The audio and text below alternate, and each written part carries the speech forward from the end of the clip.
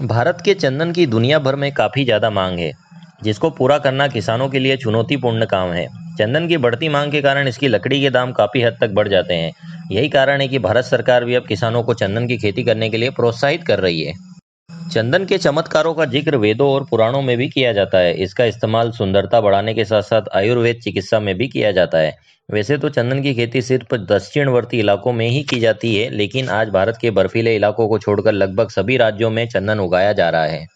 बाजार में चंदन की कीमत जितनी ज़्यादा होती है, चंदन को उगाने में भी उतनी ही मशक्कत करनी पड़ती है। भारत में चंदन की खेती दो तरीके से की जाती है, जिसमें जैविक तरीका और पारंपरिक तरीका शामिल है।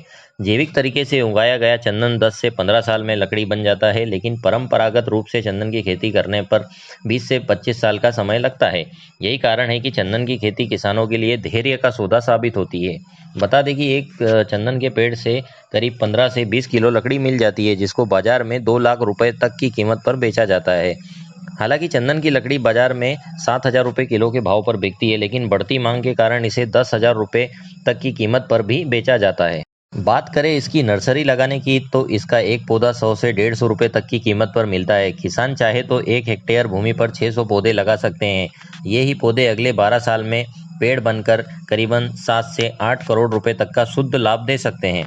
चंदन के एक पेड़ से लगभग 3 से 4 लाख रुपए तक की कमाई हो जाती है।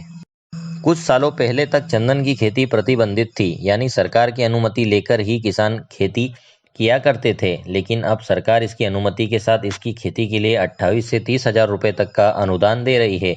इतना ही नहीं, सरकार ने चंदन की खरीद पर भी प्रतिबंध लगाया हुआ है, यानी सरकार ही किसानों के चंदन खरीद सकती है। चंदन के पेड़ को कभी भी अकेले न लगाएं, क्योंकि यह एक परजीवी किस्म है जो दूसरे पेड़ से पोषण खींचती है। चंदन के पेड़ नमी वाले इलाकों में नहीं लगाने चाहिए, क्योंकि इसकी खेती के लिए अधिक पानी की ज़रूरत नहीं होती। चंदन एक तेजी से बढ़ने वाला पौधा है, इसलिए दूसरी किस्म के पौधों को 4 से 5 फीट की दूरी